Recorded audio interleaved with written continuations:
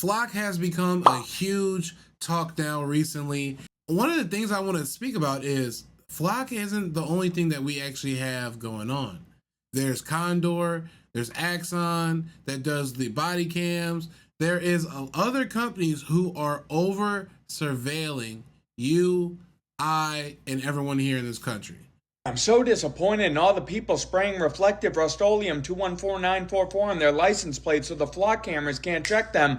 Oh man, and the fact that you can get reflective spray basically anywhere today, including Amazon, Walmart, Lowe's, Home Depot, or just your local hardware store. Oh, I'm so disappointed. Like, come on, guys. Can't we all just be cooperative and let whatever people want to have happen next happen? A cheap green laser pointer, 1 milliwatt or above, and shine them on a Flock camera, because that would be wrong. It would destroy the delicate sensors in those Flock cameras, and we don't like that here at the Lincoln Project. No one should buy those. Easily available on eBay, Amazon, and other places. Super inexpensive green laser pointers, and shine them on Flock cameras to destroy their lenses. So today we're talking about Flock and surveillance and how we are over surveilled and need to band together to get our lives and our privacy back, because this at this point is dystopian and it's ugly. There's a strange and brand new system of cameras put up all over our streets, like this one. These Flock cameras are just a part of a rapidly expanding surveillance network which many are revolting against, because they are actively tracking your license plate and your face to build a map of where you've been and where you'll likely be next. If you're American, chances are these cameras are already active in the city you live in, including, maybe most notably, the city where I live, Minneapolis, Minnesota. They're all over Chicago and Illinois as well.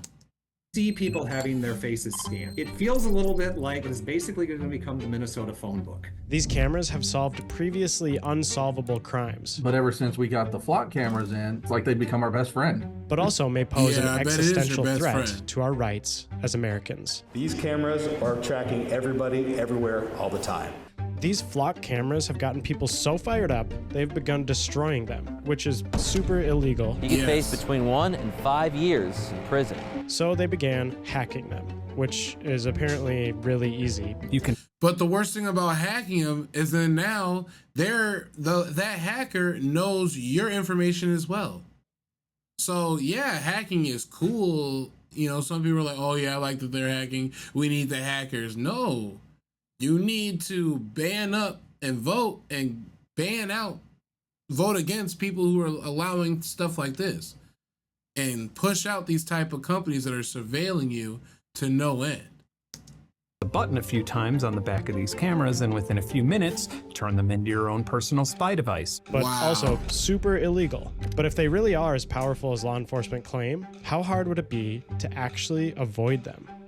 So I wanted to put these things to the test. Actually, I wanted to put myself to the test and see what it actually would take to live my life relatively normally for a week without being discovered by a single surveillance camera. Oh, you can't do that. And actively avoiding government surveillance is not super illegal. Should cover up my footprints. That's when I started noticing these cameras are everywhere. On poles I had probably driven past 100 times without even thinking about it, and outside of Home Depot. But what I wasn't prepared for was that I'd not only have to avoid these... Now these cameras are outside of Home Depot instead of the Migos trying to make some money. They watching the Migos. It's crazy out here, man. They want to get a piece of every single dollar you got. They don't want you to have nothing. And they want you to own nothing and like it. That's why we're getting 15-minute towns and cities now. We'll talk more about that in another video. Flock cameras, but a network that has grown into literally hundreds of millions of cameras. So to prepare for this challenge, I found this guy named Jason, a founder of 404 Media, who can teach me all about America's surveillance system. It's hard to report on this space and not become super paranoid without letting it kind of like dominate my thoughts, like when I go out into the world and that sort of thing. Can a person like me avoid surveillance if I were to continue living my life as is? No, I think it's impossible. And I think that fully avoiding surveillance is like, I don't know, you could try it as a stunt, but I think that it's like not a tenable way to live your life, and it's not like a goal that is attainable at this moment. So flock cameras primarily capture and register license plate information. So I think I should be good on a bike passing by one. Actually, we're gonna pass by one right now. Right here. Somebody like painted on this one though. That's super illegal. See, they're tearing them up. Flock, the company, essentially creates a database of license plate information and the coordinates that it crossed at and the time it crossed it at. So law enforcement can use that database to look up and triangulate essentially where you are at any given time. No, that's crazy. There's over 100,000 of those cameras across the U.S. Peep, just in around Chicago, there's what? Come on, hold on. 4,000, well, 3,600. Basically 3,600 just around Chicago. And then when you go lower, almost 1,200 in the southern burbs and all that. And then you go out towards probably like Rockford and all that. I bet you it's another 1,000. Just the whole like area going across northern Illinois, I bet you it's 1,000. Crossing into Madison, like, bro, this is crazy. They're all just put up in the last few years. There's also these things called CCTV cameras. Yep. Those are primarily owned by the Department of Transportation. They're used for like traffic reports, you know, if the road's backed up from a crash or something. Oh. It's also used for crime investigations, although they don't have license plate tracking information. And they capture those like crazy videos you see on the news. One car T-bones another, flips, and then nearly hits a pedestrian. Wow. Look, that was that camera that caught that. Hey, it's me.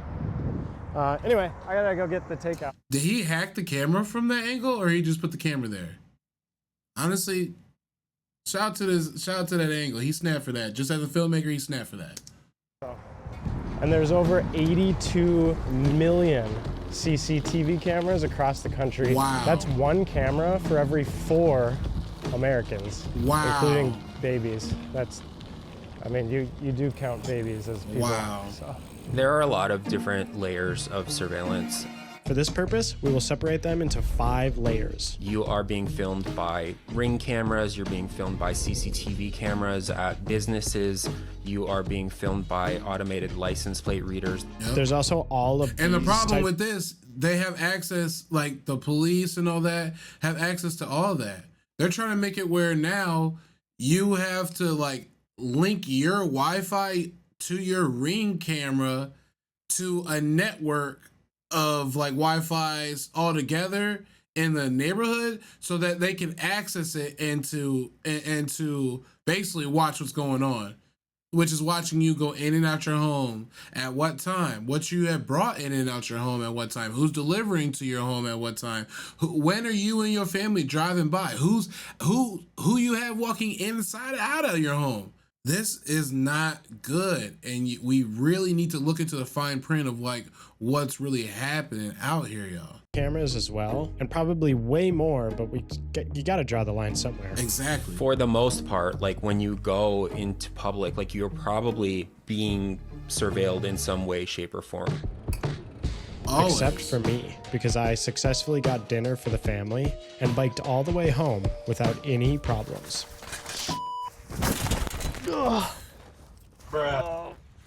Gotcha, bitch.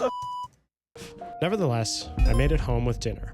But one thing was bugging me. I felt it necessary to hear from the people that actually use these surveillance cameras. So I sent emails to over 100 police departments in Minnesota that use the Flock camera system to see if they would talk with me. Wow. And I'm not making this up. I didn't get a response from a single department, except for Chief John Sherwin of the Faribault Police Department, Shout out the one to and him. only person to respond to my interview request. Hey, Chris.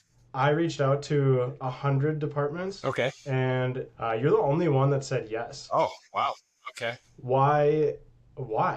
I guess I don't know. I mean, I think in general, maybe law enforcement is a little bit not trusting of media and portrayals and motives. And that right there is the problem. Everything I've seen Well, we about don't flock trust cameras y'all falls into two in categories. motives. Either they're the worst thing ever created, or they're solving crimes like never before. A lot of concerns are what they are because there's a lack of transparency. Or the fact that you only had one person willing, I don't know, maybe that says something, but I'll tell you exactly what the cameras are. The flock safety technology has helped solve over 700,000 crimes in the US. Right. But with that being said, there's also a study that they are putting out so many false alarms that are happening around the country that it's almost like say you got 700,000 people that crimes that you helped out with.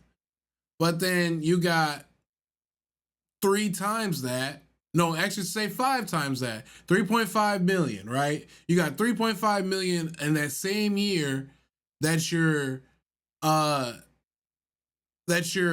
giving false alarms for. That outweighs the good, in my opinion, and it's stressing out law enforcement and our resources on false alarms, and that's not cool.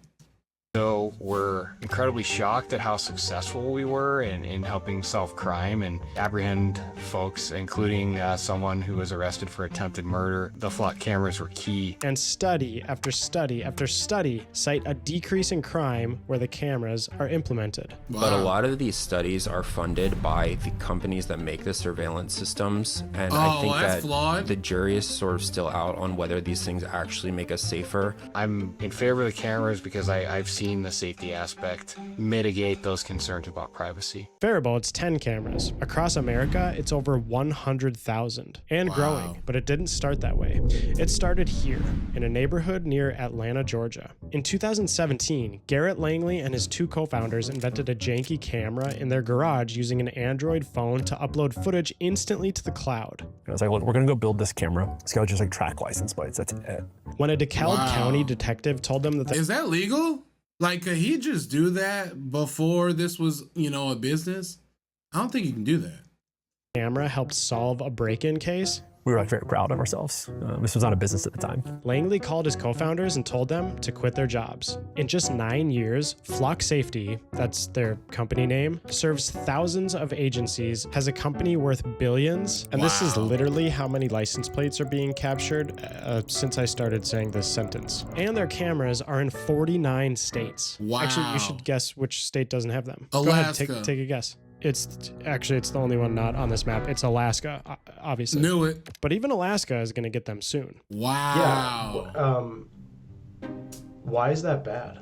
I think that there's been many cases of people who are wrongly accused of doing crimes. Like in September in Colorado. A Denver woman says that she was wrongfully accused of theft after police tracked her car using flock cameras. I mean, this case was really crazy. I saw it, and then I filed an additional public records request there. Basically, a package had been stolen from a porch, and Jason got the body cam footage of the cop confronting the woman he suspected of stealing it. This cop went to this woman's house and knocked on her door, and he had printed out some photos of her car that flock cameras had taken pictures of. You know we have cameras in that town and you can't get a breath of fresh air in or out of that place without us knowing, correct?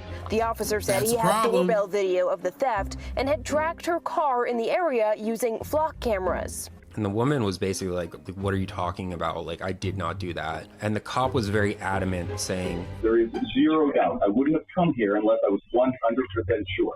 100%. She wasn't arrested, but she was issued a court summons. There was just one problem. She didn't do it. But I can show you videos. No, you cannot. After a few weeks, Elser was able to get in touch with the police chief. So she proved her innocence using surveillance, like her own surveillance. Dash camera video from her car, a log of her location from Google Maps, and doorbell video of her walking into her tailor's house when the package was stolen. She was one of these people who thought, I am a surveillance maximalist, I don't have a problem with this.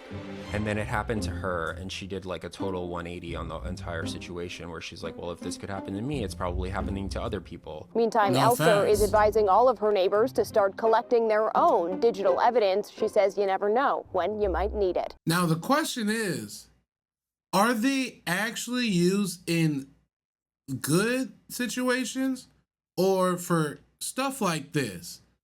More than 50 cops have been formally charged or accused of using flock cameras to stalk women. How crazy is that? So they're using our tax dollars to stalk women, to follow people, to stalk you, where you go, where you live, where you shop, where your mama stays, where maybe your boyfriend or girlfriend stays. Like, we're getting to the point, we're actually already at the point where we're already over surveilled, and it's become a bigger problem than even just privacy in general, but just also that we're just not even considered human beings to the government anymore. We're just that social security number, just a number. And we're worth money to them as long as we're working, slaving, and making the people that they want rich in the end. So I'm going to take some additional steps to avoid all this surveillance with this sheet. Okay, that's actually pretty legit. No.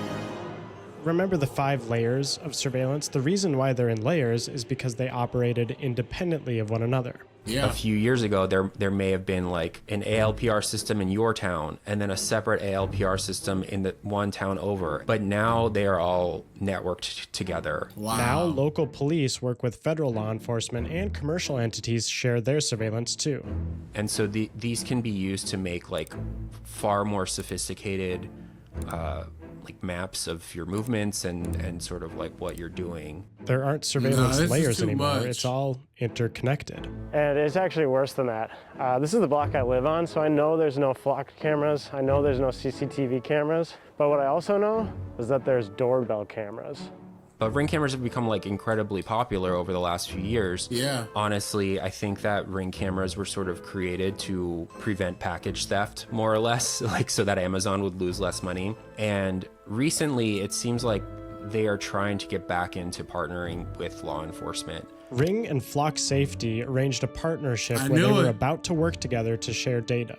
Until the Super Bowl, when Ring launched maybe the worst Super Bowl commercial of all time.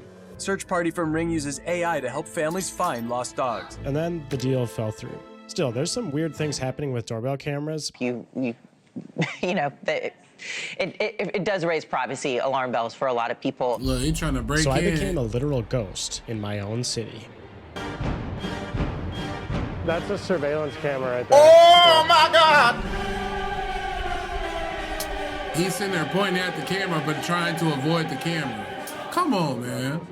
I'm trying to avoid surveillance. There's like surveillance all over the place. So. You got like a white lane on there. You kind of like look like clannish doing shit like that. Clannish? Yeah. Oh my God, no. I'm just trying to not be surveilled by like surveillance all over the streets.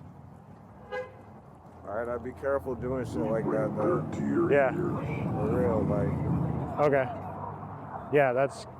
I'm sorry, I didn't mean to. Nah, you're fine. I'm just, you know what I'm saying, making sure, because that's like kind of what it looks like. You get what I'm saying? You do a little bit now that I think about it. I look like a ghost.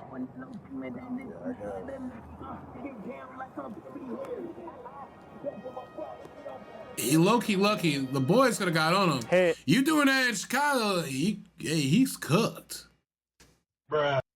Like, he honestly, shout out to this random bystander for giving him a little bit of lesson on culture, if you will. Is this racist?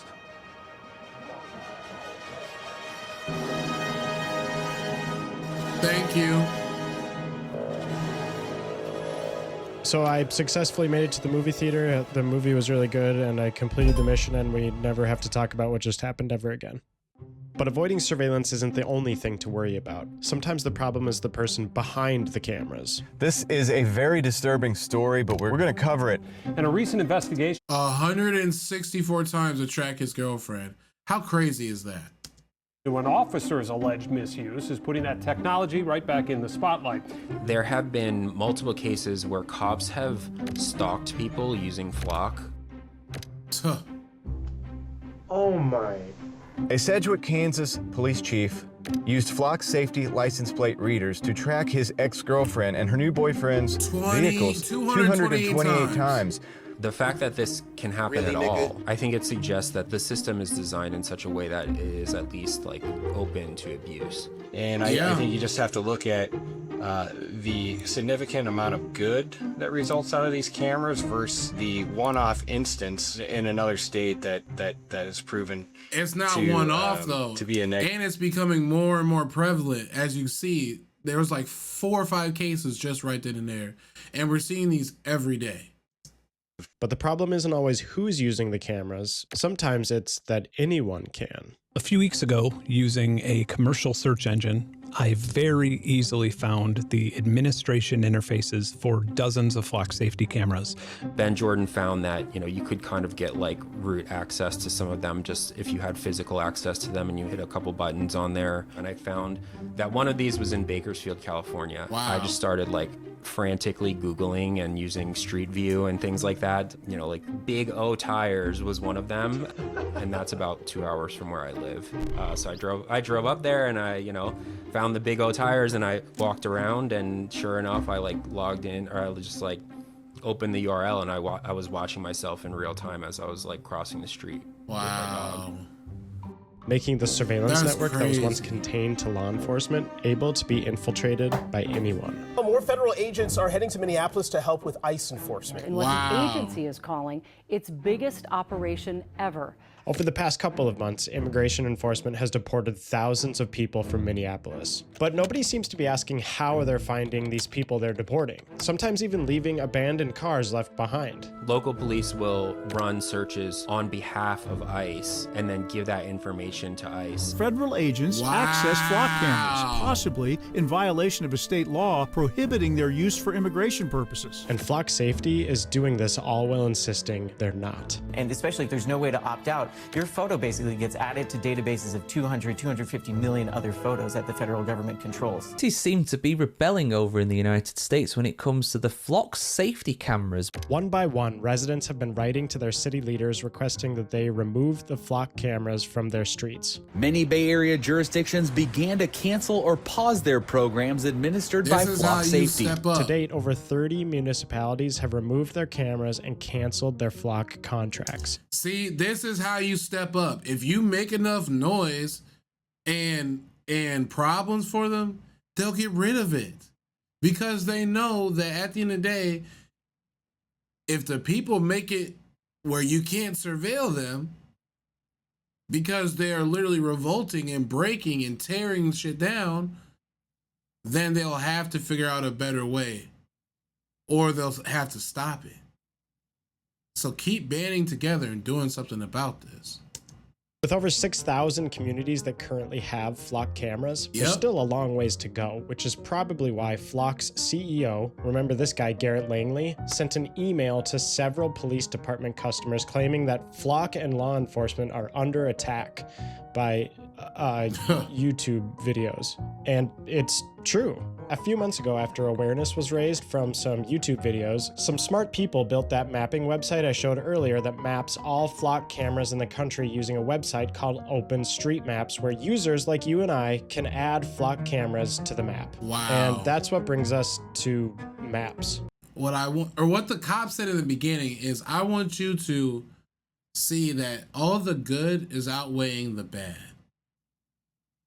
But they're saying that from their point of view because they have the power to do that. What are we saying? What are the people saying? And the people are saying no.